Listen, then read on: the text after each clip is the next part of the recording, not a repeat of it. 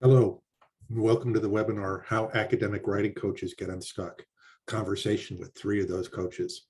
Those coaches, Michelle Boyd, Cathy Mazak, and Leslie Wang, are gathered here with moderator Janet Salmons in honor of Academic Writing Month, which occurs every November. My name is Michael Todd, and I'm the editor of Social Science Space website. The Social Science Space is joining with our sister site, Method Space, in presenting this particular event in the series of Method Space live webinars throughout the year. Now, there's a lot of ways to connect with these sites, starting with our websites themselves, and you can see the links there. And for those particularly interested in research methods for the social and behavioral sciences, you should also check out our newsletter, The Methods Minute, at the address on screen now. Now, this 1-hour webinar will be recorded and archived for future viewing, and we'll be sending out a link to view it and to access the slides to all registrants in the coming days. Now, feel free to use the chat to talk with the webinar community, but use the Q&A box to ask questions of the panelists. They will converse with each other for about half the event, and then we're going to open up and start answering those questions that you've posed. Now, with that, let me introduce our panelists, starting with our moderator for today's conversation, Janet Salmons, who is the Research Community Manager for Method Space and a prolific academic author on her own right. Now, free-range scholar and methodologist through her vision to lead project, Janet's recent books include the second edition of Doing Qualitative Research Online, out this year, and last year's What Kind of Researcher Are You? In Reframing and Rethinking Collaboration in Higher Education and Beyond, a practical guide for doctoral students and early career researchers, the latter with Norelle Lemon, and 2020's Publishing from Your Doctoral Research, Create and Use a Publication Strategy with Helen Cara. Now, joining Janet in conversation are our coaches. And we'll start with Michelle Boyd, who's the founder of Inkwell Academic Writing Retreats, a retreat-based coaching company that teaches scholars to overcome their writing fears. Michelle describes herself as a struggling writer whose success as an award-winning former tenured faculty member belied the challenges she faced throughout her career as an academic. And her latest book, For Sage, is Becoming the Writer You Already Are. Leslie Wang is a writing coach, obviously, and creator of Your Words Unleashed, a coaching program that helps scholars master their writing habits and publish books that matter. A former tenured sociology professor and twice published author, she helps authors from diverse disciplines draw wisdom from their own histories, overcome imposter syndrome, and make decisions grounded in the core values so they can write with joy and purpose. She empowers writers from marginalized backgrounds to transform the world with their ideas. And lastly, but not leastly, Cathy Mazak was a tenured full professor when she founded a writing-focused professional development company for women and non-binary academics. In her work as a professor at the University of Puerto Rico, Mayagüez, Mazak attracted external funding for her work in bilingualism and higher education and co-founded a research center. Her podcast, Academic Writing Amplified, teaches how to use writing to resist the racist, ableist, patriarchal culture of academia. Now, let's start the conversation with Janet going over our agenda. Thank you. Hello, everybody, and welcome. Look forward to hearing your questions. We're going to begin by exploring three broad questions about ways that we can get stuck either at a personal level because we are simply overwhelmed by the scale of a project, especially thesis, dissertation, or books that can stretch over multiple years and include lots of details, or because we have issues with external people, co-authors, editors, and others. So we'll start with our questions, and then we'll see what kinds of questions you have. So let's start first, Michelle. How can people get unstuck when, kind of that blank page is just staring at you and you can't get motivated or kind of figure out your starting point? Yeah, well, thank you to everyone here for coming. We're so happy to see you.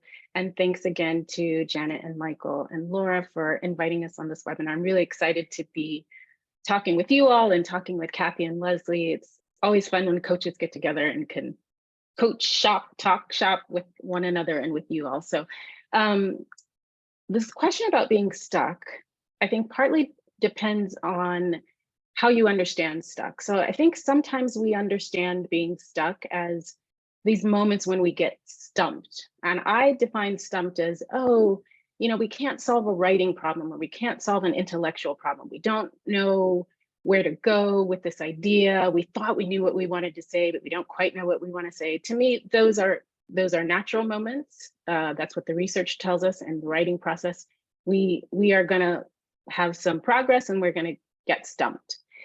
Being stuck is slightly different. I define getting stuck as having one of those moments where you're purposefully or inadvertently doing something to keep yourself from moving the manuscript forward. And I have a lot of those moments. And so they can look a lot of different ways. And I talk about these in the book. In the first chapter of the book, I sort of say, what does stuck sometimes look like?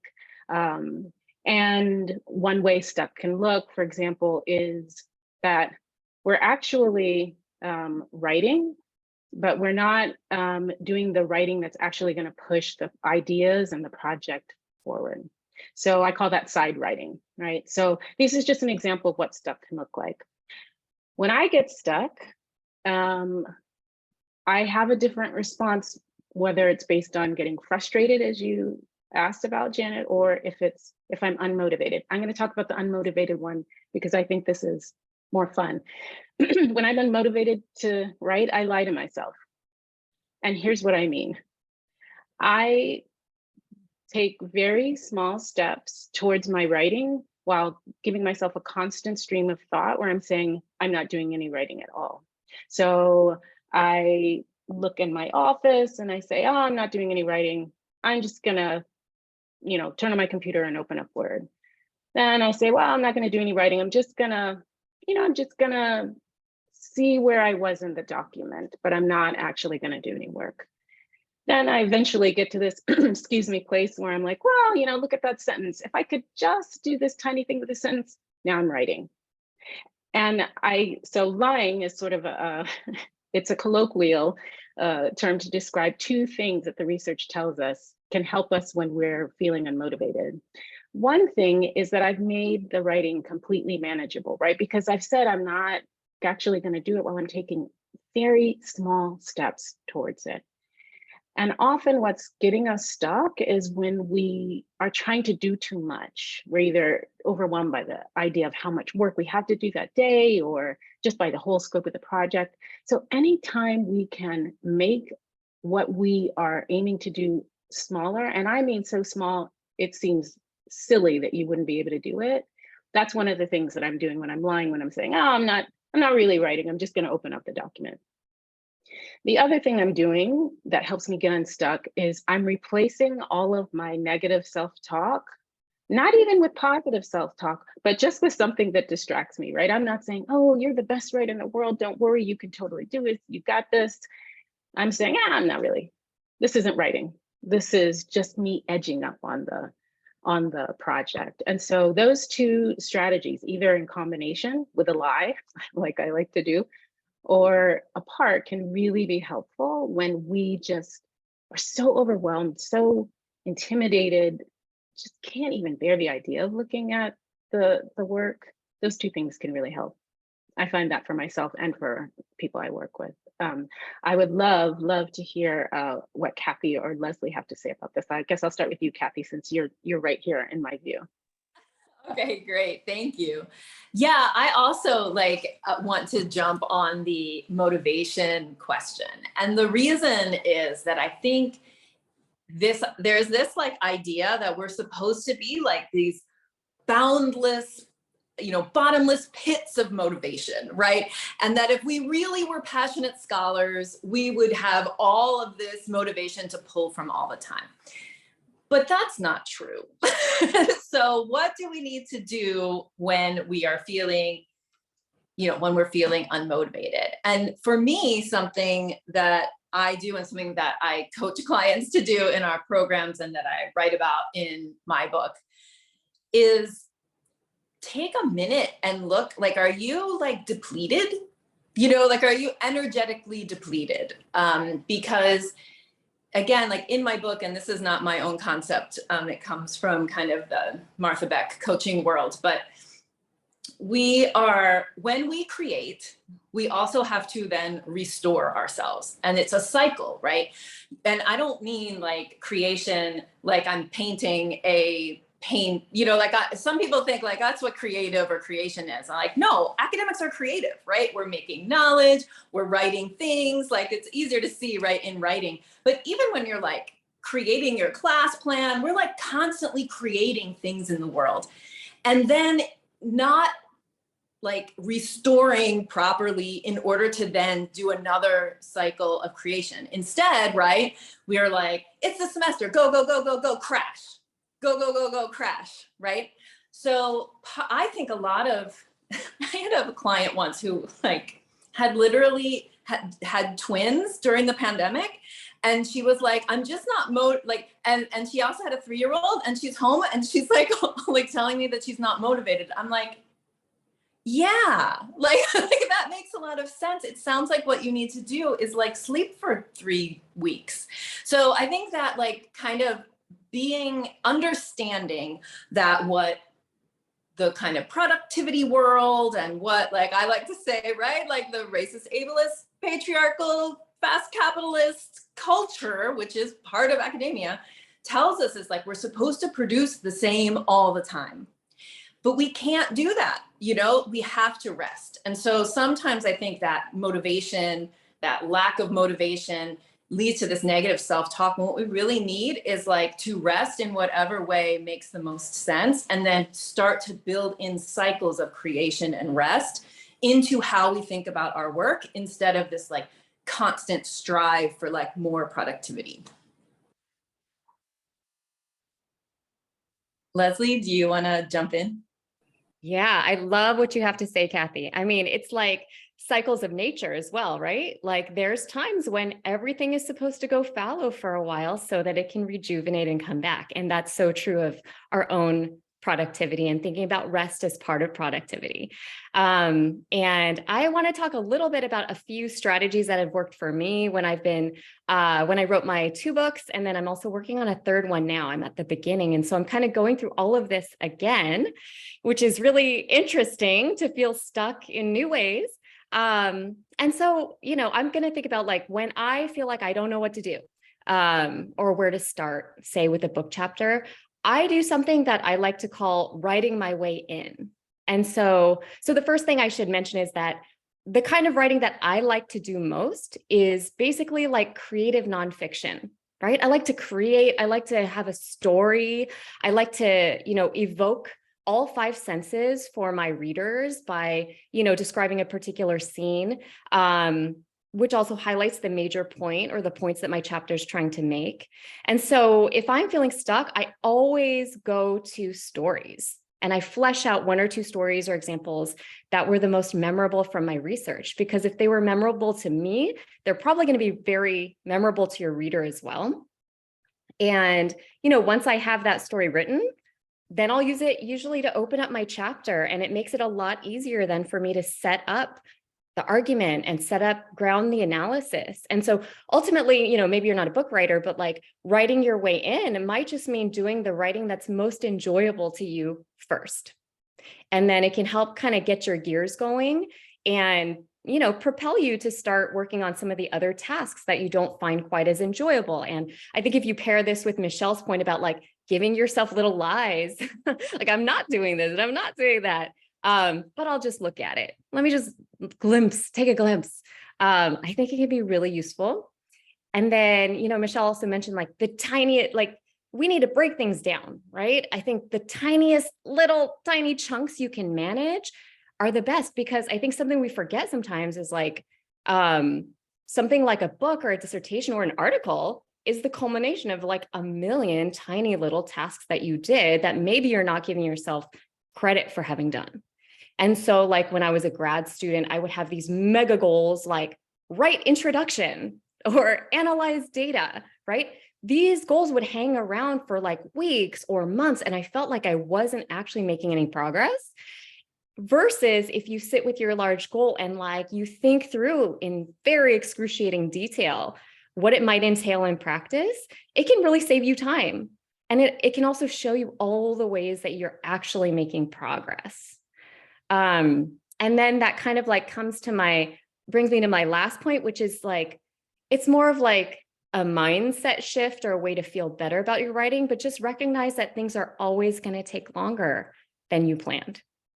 So I think, I'm sure some of you have heard of something called the planning fallacy, which is just like our human tendency to underestimate how much time it's going to take to accomplish something. And, basically, I found it to be pretty useful to add at least twice the amount of time, or maybe 2.5 times the amount of time to complete something, because anytime I haven't done that, I've been completely burned. So, those are my few thoughts on this. Well, thank you. I think you've made some really interesting points that resonate with me also. I mean, sometimes if I can't get into the main writing project I'm trying to do, I will step back and spend some time in the library, look at the literature, do something that's kind of a more pragmatic steps, that doesn't require, the kind of interpretive thinking, and that can help me to get re-engaged. And going to your little lies, well, mine was bribing myself. And I have some very nice purple boots that I bought because I said, when I finish this, I've got to finish this book manuscript, and then I will reward myself. So, part of it is just, trying to figure out your own style, what's going to help you to get over that hump and just get past that blank page. But then sometimes, especially with academic writing, and I know in the chat, people have talked about, well, dealing with the issues of reporting on scientific investigation, et cetera. Well, then we have, unlike someone who is doing, say, more creative writing, or perhaps, other styles, we've got all of these sources because we've got the literature. And that is an enormous project to keep track of. And then we have whatever the findings are from our own research that we want to incorporate. And sometimes just keeping all of that, in some kind of order can be really overwhelming and just make people throw up their hands. So, let's talk a little bit about your strategies for that kind of getting stuck. And Leslie, why don't you take the lead for that one? Get started. Sure. I realize I understood this question a little bit differently than like keeping all the details organized. So I have a little more of a big picture way of kind of thinking about this. So I kind of wanted to talk about how to keep yourself motivated through something that is so long with so many different parts of it, and then you're kind of getting overwhelmed in that process. So what I'm going to say, I think, is probably a little counterintuitive to what a lot of grad students are trained. But my first point is really, I think we should always be celebrating every small win, every small success, every small thing that you're doing. I feel that like one of the things we don't do enough of as academics is acknowledge that we've actually accomplished something before we've reached the final destination. And so people put off giving themselves credit until they've reached this huge tangible outcome of a published article or a book or a defended dissertation, right? And I would say that the issue with that is that it kind of like postpones all of your satisfaction and your pride in what you're doing until the very end, at which time you might be so burnt out and tired that celebrating is the last thing you want to do. And so I would say, like, to maintain motivation, which is kind of how I understood this question, through a really long project with a lot of different parts, it means taking note of all the small successes. And I don't mean like throwing a party or like hosting a fancy dinner. It's just positive acknowledgement for what you are actually doing.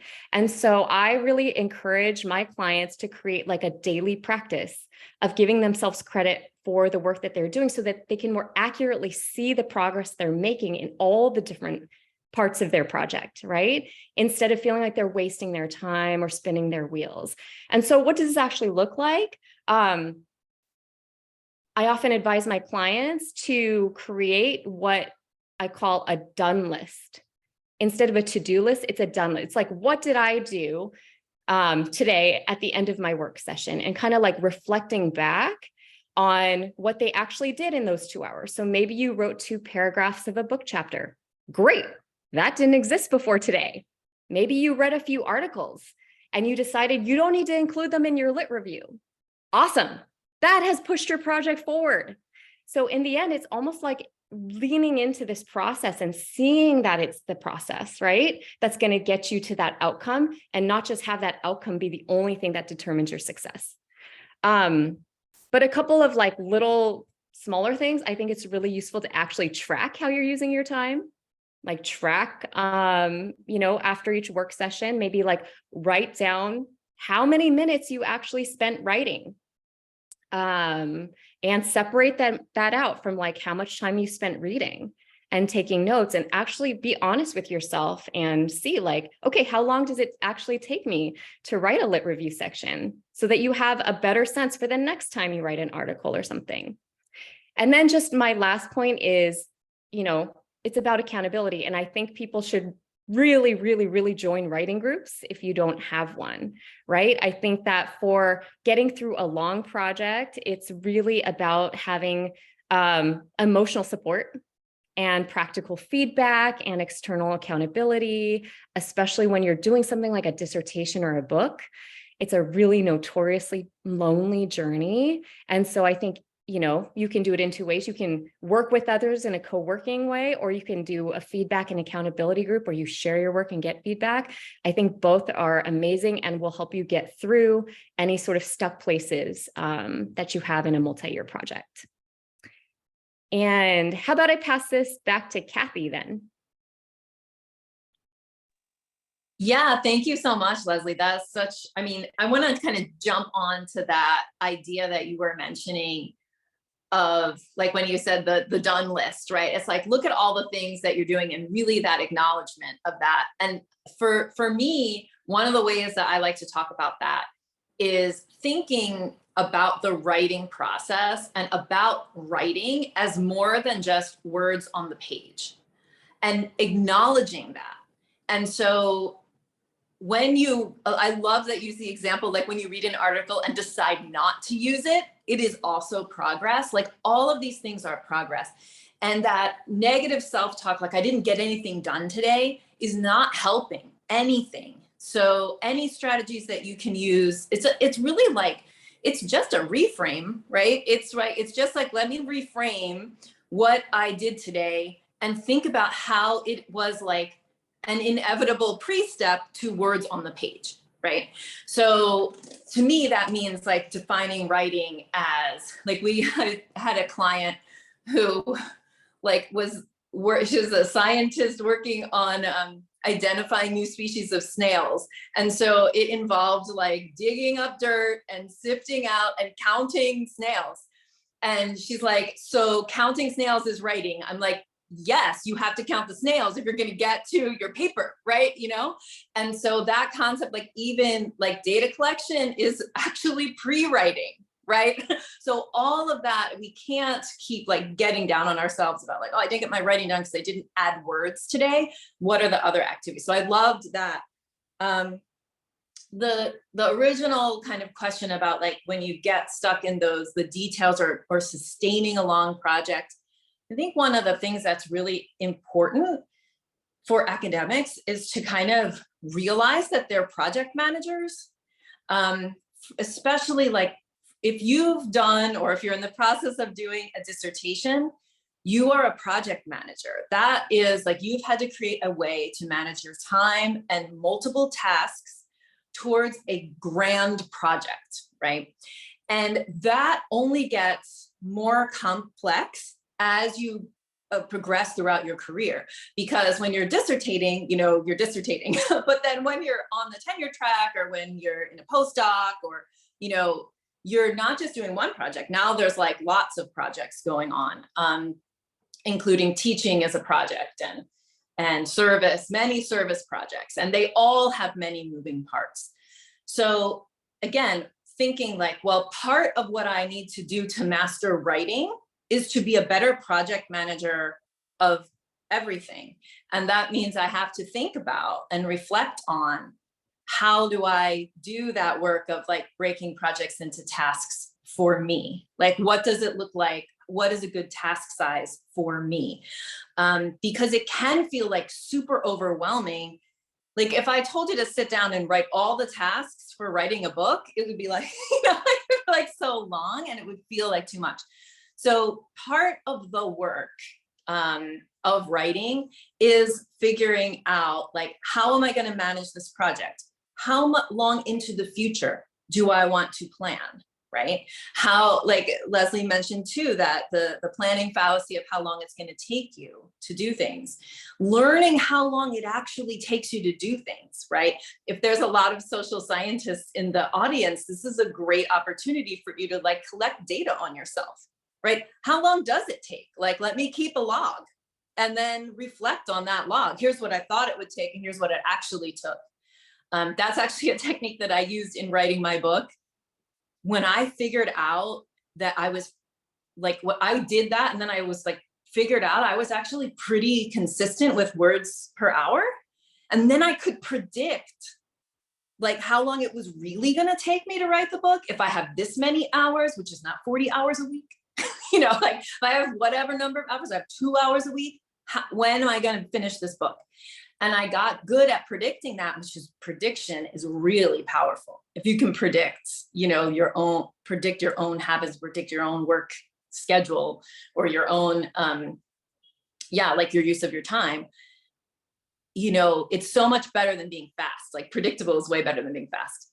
And so I just think that like long projects require the mindset of a project manager. And a lot of that has to do with figuring out how you manage yourself, like how fast it takes you to do things, how you like to do things, instead of thinking about what other people think you should, or you're looking from the outside onto other people and thinking like, well, she's doing that really fast, like really like more taking the idea of like, how long does it take me to do it? And then making a plan as far out into the future as you are comfortable with. And then like, adjusting as you go and being super gentle on yourself. And so I think those the long project thing, it's really like, it's worth some thought and some reflection about project management, right? And seeing yourself, like, this is a skill you have, it's something you can develop further. And it can be really powerful to, it's very, very powerful, and very successful academics are the ones I think who really can master this, like multiple projects at one time without feeling like I'm completely like overwhelmed, which is like the state of most, like many people when they end up, with coaches, right? And I think that's kind of like the default state, and that there's a different way, like there's a way that feels less overwhelming, and you have the tools inside of you to like figure that out. It's worth, taking a project management approach to everything really, but especially to long projects. Michelle? Yeah, I'll just add one small thing that sort of piggybacks on something you said, Leslie, about writing with a group. And you mentioned there's, a couple different ways, there's a ton of different ways to do that. And one of them that you mentioned was accountability. And another you mentioned was co-working, which I kind of talk about as social writing, right? Which makes sense because we lead retreats at Inkwell. And so what we're all about is having people come together and do the work of learning about what's getting in our way, the fears and the worries that are getting in our way. So learning about those things together, and then actually trying strategies together, and then connecting with one another after we've tried them to reflect on what happened.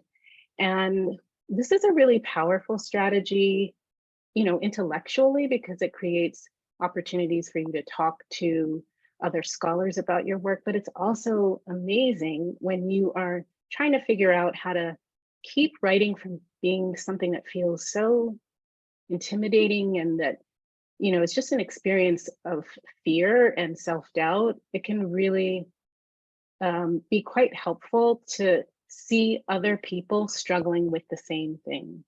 What we know from the research is that when we see other scholars struggling with writing, it actually gives us the sense that we can do the same thing. And when we are engaged in that work with them, it boosts our sense of self-efficacy, that idea that we can do things too. And I had a client who referred to this in the most beautiful way. We were trying to, a lot of people will come to a retreat and say, oh, it really worked for me because of the accountability, which is, accountability is kind of specific, right? When we talk about accountability, we use it to describe many things, but it really means the moment when you tell someone what you're going to do, and then you report back to them what you did. And we do know that that can boost our tendency to get things done. But being accompanied by other people is a very different thing. That's what happens in a retreat. It is a moment of accompaniment. And the phrase that my client used to describe this was that it's a moment of borrowed fortitude. You are with all of these other people, and they are struggling, and you are struggling, and you all are struggling together, and you're getting past some things, and you're getting a little stumped by some things, and then you come together, you work it out, and then you work past that thing. It continues to amaze me how just being with other people and accompanying one another on this journey in the room, even if you're in a Zoom room, but especially if you're in a physical room, can really make a difference. So I'll stop there. Thank you. I think you've made some really good points, especially around, finding a group, finding even a couple of people who, are working on similarly large projects. And in a way, it almost, it helps you to develop, especially if you're a new scholar, to develop some of those constructive criticism skills that you will need when you serve as a peer reviewer. And also, on the receiving end, to be able to hear criticism of your work and make the needed revisions. But on the practical side, I think about, with my doctoral students, I would say kind of pick a system and stick with it. Some people are the kind who want to have everything digital. Other people might say, I need to print some stuff out. Certainly, you may find that, you do need to make adjustments as you go. But one of the suggestions I would make to those who are present is to look at the kinds of tools that you might need to accomplish this larger project, whether it's a thesis, dissertation, book, series of papers, etc., and learn those before you are trying to use them. So, for example, I tried using Scrivener. I thought, well, this will be great. Well, it turned out to be a complete nightmare because it wasn't compatible to my citation manager. I was already underway with that. That was a big mistake. Learn those tools. So if you are in this webinar or watching the recording and you're a new doctoral student who's thinking, well, this is, something that is ahead of me, try out those tools on smaller projects and see which ones you're comfortable with, attend their training, look at the videos, etc., really, gain some comfort with them, because otherwise, trying to keep track of all the details, especially as your research findings, begin to accumulate, it's a lot to do. So one of the things that you've mentioned about, on the positive side of having a writing group or attending a writing retreat, which sometimes universities offer, look for those opportunities. There might be a writing center at your university that offers that kind of an opportunity. Those, on the positive side. But then I'm not saying it's a negative side, but sometimes the obstacle people face is that they have external players. So they've done all of the things that you've described and they're totally on it, with your own work, but scholarly work does not happen in isolation. How many research articles do you read that have one author? Not very many. So, there are either co-authors, co-researchers, or else there are editors, peer reviewers. There are external people who can either take more time than you want them to, or perhaps you know, there are other kinds of problems or issues that might arise that add to your frustration and feeling stuck. So let's talk about, you know, some of the strategies you can use in those kind of situations. And Cathy, why don't you start us off with that one? Sure. I'm going to go back to the kind of project management idea. So I think everything, you know, there's so much emotion, like all wrapped up in the co-authoring thing. It really is like co-authoring really is like entering a relationship with somebody, and it will most likely be long-term, right? Because it takes a year or so to write that article, to collect that data, to do all the things together. Because of that, just like I was saying like before, like it really takes a project management type of approach. And here's like just like super practical things that I would recommend that people do as they are entering co-authoring relationships. One of them is to really like kind of set up the rules of engagement as you enter in a relationship with someone. And that means usually like writing an email where you kindly, politely, and clearly say a bunch of things that become kind of an agreement for your co-authoring relationship. And those things should include the way you're going to communicate with each other, right? Like whether you're going to email each other or whether you're going to text each other, or like how you're going to communicate, the tools you're going to use to write. Like, so, you know, whether you're going to like email back and forth a Word document, or everybody's working on a Google Doc together, or like those kind of tool, like a tool agreement. And then also really, really importantly, the priority that this project has for you. And asking the other person, what is the priority of this project for you? Because how many times have I been like with a client where the client is like pre-tenure and really wanting this article to get submitted so that it can go into the dossier as submitted.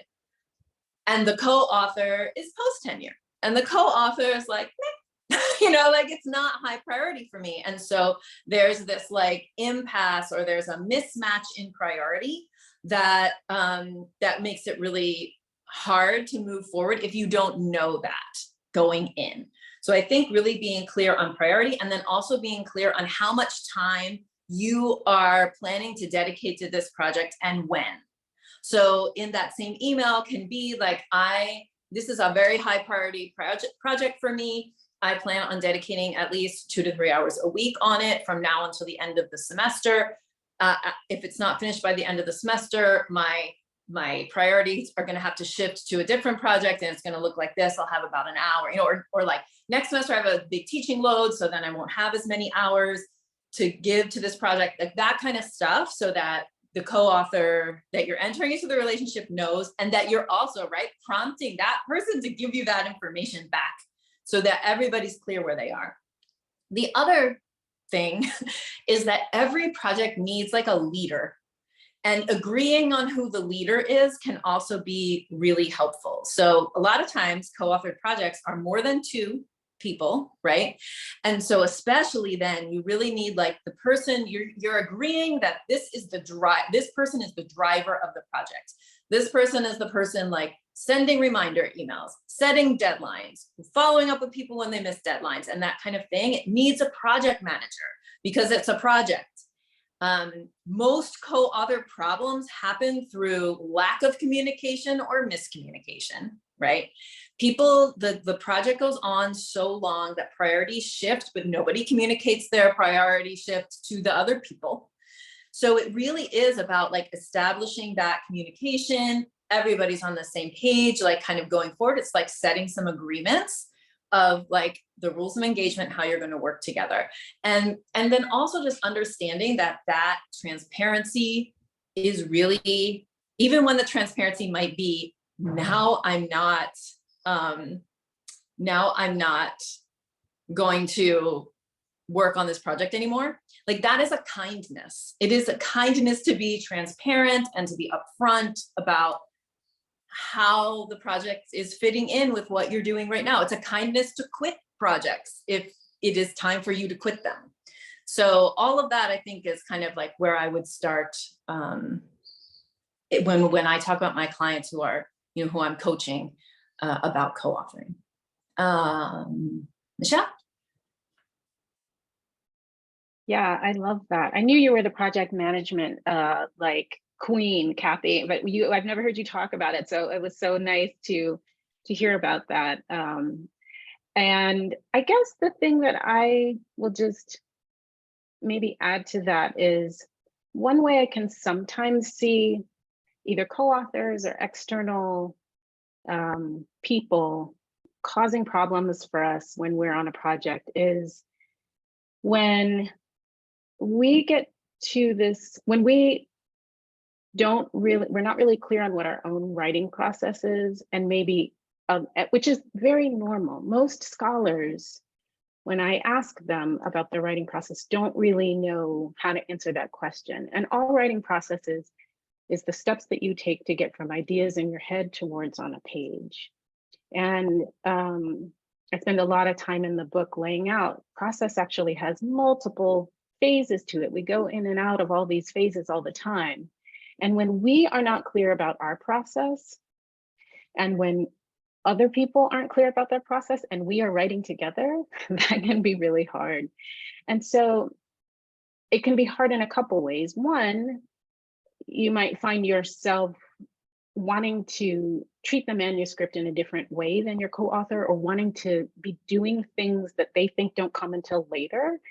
And it's not clear to you all why would anyone do it that way, So that can be one thing. And I think the other thing that can be really problematic is when there is a power difference between co-authors. Then one of the things that can happen is that the person with a little less power may silence themselves. And when I say silence themselves, I mean they will silence their writing process. That maybe they'll say, okay, I'll try to do it the way that you do it because you're more experienced than me. You already have tenure. You've written in this field already. And the thing that we have to remember about our writing process is we have to be really adamant that our process, it works. It's ours. And it's helpful if you can spend some time trying to uncover and clarify to yourself what that process is. So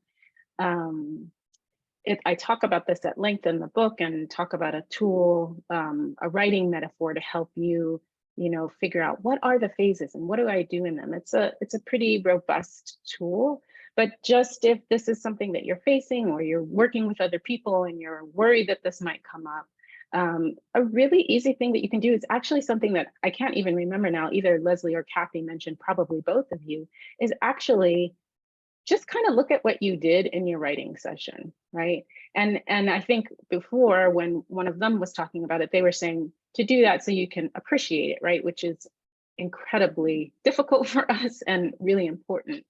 But I also mean in the sense of actually getting clear on what the step is that you took. You are at that point where you've got too much literature and you don't know what to do with it. What did you do to solve that problem? If you weren't able to solve it today, you probably have solved it in some other previous project. So what did you do in that project? And so it's a less systematic, but still very helpful way of getting clear about how do I write?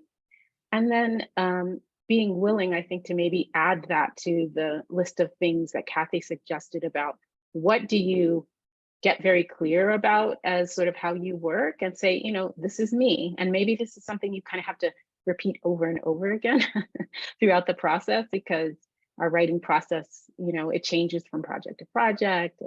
And some things will come out more in one project than another.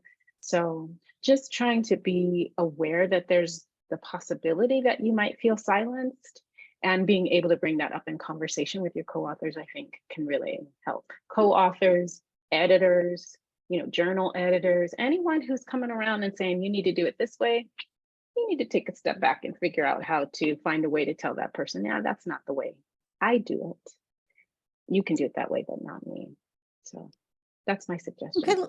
Okay, let's move to questions from our attendees. We've got a lively chat going on, and I know a lot of questions have been posted. So, Michael, what do you want to pose? Let's start with something that Michelle was just talking about right now, and that it's kind of some external things that are coming out. Where one of some of the very first questions we got is, how do you get unstuck in writing when somebody's negative, hypercritical, or just mean feedback has gotten you stuck? So we're going back to stuckness. Mm-hmm. And then this person said, thinking of mean reviewer number 2 here. And then somebody else said, well, how do you get motivated to revise and resubmit if you disagree with the reviewer's comments? So if somebody's externally coming in, it doesn't necessarily have to be a reviewer, but somebody. But Michelle, you were just talking about that. So why don't you kind of complete that thought? Yeah, I want to say 2 things about reviewer number 2. The first thing is that I find it really helpful to suggest to clients that they somehow separate themselves from that feedback. And here's what I mean about that. I don't mean that you don't read the feedback. What I mean is that you take the feedback and you transform that feedback into a form that you can actually work from. So even if it's not particularly harsh, I suggest that people do this. One way you can do this is to just make a list of the revisions. So many clients I know, they'll come to me and they'll say, oh, I'm having a really hard time, knowing what to do about these responses. And my first question to you is, are you working off the letter that you got? Are you working off the review itself? Instead, pull the changes that you want to make, the suggestions that were made out of the letter, and put it in whatever form works for you. Maybe you're a to-do list type of person. Maybe you want to write a paragraph or 2 about each one. It's really important that you do it in the way that works for you. So if to-do lists make you nervous, don't do that, right? So that's the first thing. And then the second thing, which is related, is that many times I notice, I felt this when I was first publishing. My clients feel this often, that a review is an unnegotiable demand. And that is not true. In fact, what's happening when you get a review is you are getting feedback and you are being presented with a moment where you can exercise your ownership of the process, your ownership of your work, your ownership of your ideas, your professional authority. And ooh, what is wrong with graduate school? Why do we not teach our graduate students how to develop a sense of professional authority? And one of the ways that you can practice this is taking that, anytime you get feedback, what you want to do is put it in a form that works for you so that you can actually take it in and then make a decision. And sometimes what you need to do, and when I say make a decision, I mean make a decision about whether or not, do you agree with this? Does this make your work better? Sometimes you need to talk with an advisor or colleague to figure that out, but sometimes you're really clear. And that becomes a part of the letter that you send back, right? When you are, trying to publish a journal article, for example, where you explain, here are the changes I made, here are the changes I did not make, here's the reason why I did not make them. And in that act, it's both intellectual and, as I said, this moment of professional authority. If there's one thing I just want so many scholars to do is to engage in practices that help you just really bolster that sense of professional authority. You are allowed to do that. It is your work. So that's what I'd say. I think as you become more experienced and more confident in your work, you're more capable of doing that. I think, somebody mentioned the uneven power dynamics, and especially, if you're a student and it's your committee, your dissertation chair, sometimes you don't have much choice. You're going to have to do what they tell you to do. But, as you move forward, I really like what you're saying about, the authority of your voice, and to first step back and say, okay, this person is really yanking my chain, but I'm not going to let my emotions take the upper hand. I'm going to really look at, what of these suggestions am I willing to make? And if not, why? And how do I defend my work? And going back to your comments earlier about having a writing group, one of the things about having a writing group or writing buddy is that you learn how to defend your choices. Well, I know that you didn't like this section, but here's why I've done it this way. And etc. Is anything anybody else wants to add, or shall we go to the next question? Could I just jump in real quick? First of all, Michelle, I love what you had to say about, asserting your professional authority, which I think of as just taking up space, right? And really like owning the fact that you are an expert on this, even if you're early on in your career. And if we take it a little more broadly than like, reviewer number 2, what I found is like even the full tenured professors that I work with are often, they have internalized the critique to a point where reviewer number 2 is in their head. And they are writing for critics instead of writing for their ideal audience. And so one thing to really think through is like, who are you writing this for? How do you want this to actually transform the way that people think, or potentially have them, be a call to action, right? So think about impact and not just how do I defend myself and guard myself against critique, because as we know, you're not going to please everybody. So instead, you have to write for the people that are interested and supportive, and they want to know more, and give them what they need, as opposed to always trying to defend against how am I going to be attacked here? Because that's one of the main demotivators when it comes to writing. Leslie, let me follow up with the idea that reviewer number 2 lives inside our head sometime. And it's just like, how do you balance or sustain your writing with thoughts of imposter syndrome? Or one question we got, which is really kind of scary one, how can we distinguish a setback in motivation versus question of belonging in academia at all? That's big. Okay, so as I'm a certified life coach, for me, everything goes back to your core values.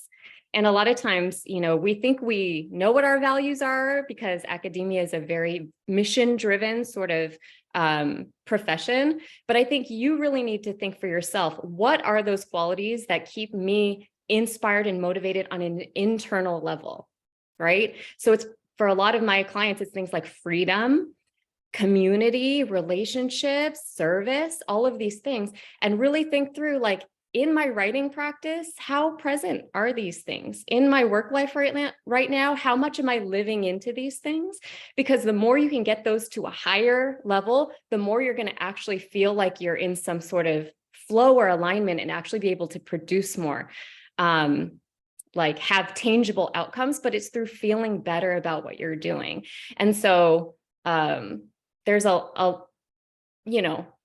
there's just so much to say about belonging and that sort of thing when it comes to academia. I'm not sure if I'm going to go too far into that at this point, but I would also say that if you're feeling like, your inner critic has taken over to the point where you are not able to move forward, you might want to extend yourself a lot of compassion and really kind of think through, in what ways is this part of myself trying to protect me in some way? Protect me from failing, protect me from being attacked, right? So a lot of our inner critic thoughts really come from a place of protection and wanting you to be safe. And then you can always reassure that part of you, like, I actually know what I'm doing. I've done this before. I will figure it out, and I don't have to have it all figured out right now. So I think that's part of kind of defusing the imposter syndrome as well, is to realize that there's positive intent, even from the most negative of thoughts.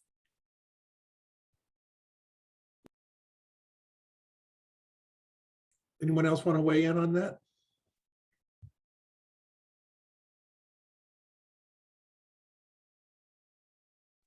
Okay. Yeah, I mean, we're not going to solve that on this webinar, but I will just say, in terms of like whether you should stay or go, but just like Leslie said, it's like not,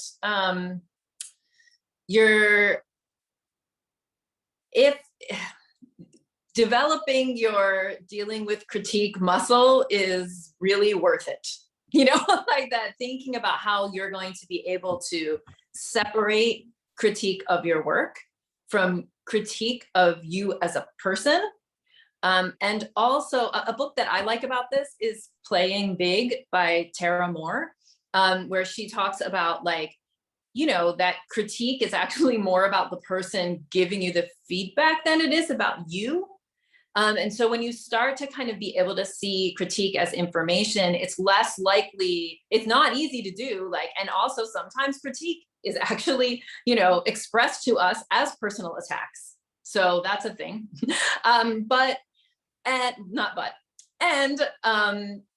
You know, this is something that in academia we really have to navigate. And the kinds of, like, probably if you're thinking about leaving academia, like, probably you're the people we need. So how could you tap into some professional networks, coaching, that kind of thing, to be able to, like, work through some of that? Because it is, I think it's a very hostile place, but also can be a wonderful place. When you connect with people like this, it can be really wonderful and enriching, and that's what it should be. That is possible for all of you. And yeah, that's what I would say about that.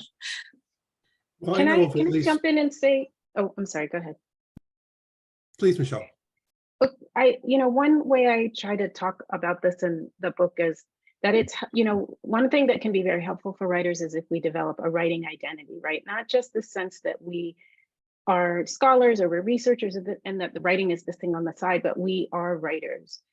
Lots of people talk about this, and what I try to do to expand on this concept is to talk about what it means to develop a writer's consciousness. I think of it like a writer's oppositional consciousness. And that involves understanding academic institutions as not necessarily having the same interests that we do, right? They want us to be extremely productive.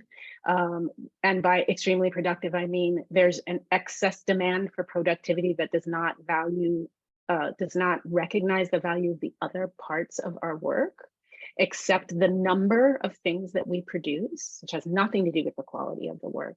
So that one thing that's actually helpful is to understand that your interests and university's interests are not aligned, and that actually understanding that your interests are quite aligned often with other scholars, with other writers. And again, when we come together in the ways that Leslie talked about, when we come together in accountability groups, and especially when we come together in social writing, that this is one of the things that can help bolster that sense of, and yes, I mean this, oppositional to your university, oppositional to its demands, not oppositional to doing a good job, not oppositional to being a strong scholar, but oppositional to a culture of overproductivity and a set of practices that the university really enshrines in your progress from being a graduate student to a full professor, and finding ways to connect with other people in the ways that Cathy said, coming together in places like this, and really finding alternate ways to work. Still about producing good work, still about producing work consistently, but not doing so in a way that requires you to throw yourself under the bus. Well, I'm sad to say that the time is our enemy here. We've essentially run out of time, but I've gotten so many questions on mechanical issues. And so the done list went over so well. I'm gonna ask each of you to give me a 10-second, give me a very mechanical thing you do that helps in your writing process. But you only have like 10 seconds to do this. So Michelle, I see, I'm looking at you right now. So let's start with you. I set up my computer and my space so that when I walk into my office, the document I want to work on is already open. There's a little note to myself that says, here's what you did last time and here's where you need to start, so that I have no physical, visual, digital, spatial, audio distractions away from my writing. That's my tip.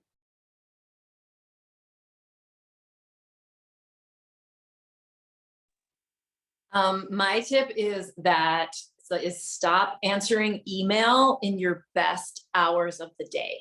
So if you know that your best, like most energetic, awesome hour to do stuff is like at 8 in the morning when you first sit at your desk or whatever, then stop checking email at that time and use that for writing, and start getting strict about my best hours of the day, when I'm most on, when my brain is firing the best. We're going to use those for writing and not for other stuff. And I would say work less. students in particular feel like they need to sit at their computer for 8 hours straight, you're probably writing for 90 minutes. Only write for 90 minutes, then go take a break and live your life. And I'll just There you add, go. building on that, listen to your muse. Sometimes the motivation and getting stuck is just like you're staring at it and you're just thinking like, I cannot move to the next stage of this. Go out and take a walk, go take a shower, go cook dinner, do something else. I find that, then the answers start to make sense to me, that, just that trying to force it does not always help. I just want to, as we're closing now, to remind you, we've made the point in the chat that it is the kickoff for Academic Writing Month, which we will be focusing on MethodSpace the entire month, with an enormous amount of open access resources, video interviews with additional authors and writing experts, and lots of materials. So, come back to MethodSpace, you'll find more assistance there. And if you teach materials you can share with your students. Everyone will be getting a follow-up email with a link to the page on MethodSpace where this recording and additional resources from the panelists will be shared. So just, thank you for joining us and for such a lively conversation. Any other closing comments you would like to make, Michael, and remind them about Social Science Space as well? So again, this recording most pertinently will appear on MethodSpace and also on socialsciencespace.com. I know there's been a lot of questions about people, especially we had a very global audience and global internet connections are spotty at best. So that will be there. And again, I would head to MethodSpace for years worth of Academic Writing Month materials that are very valuable. And also a huge shout out to our coaches, to Michelle, to Leslie, to Cathy, who are, if you need a coach, those 3 good ones right there, good place to start. They all have websites. 2 of them have podcasts. There's a wealth of information there. And the key thing is to get unstuck, because, not optimally executed, but begun is always going to be better than perfect, but undone. So just kind of keep that in mind. So thank you all, and we'll talk to you our next MethodSpace Live webinar. Thank you.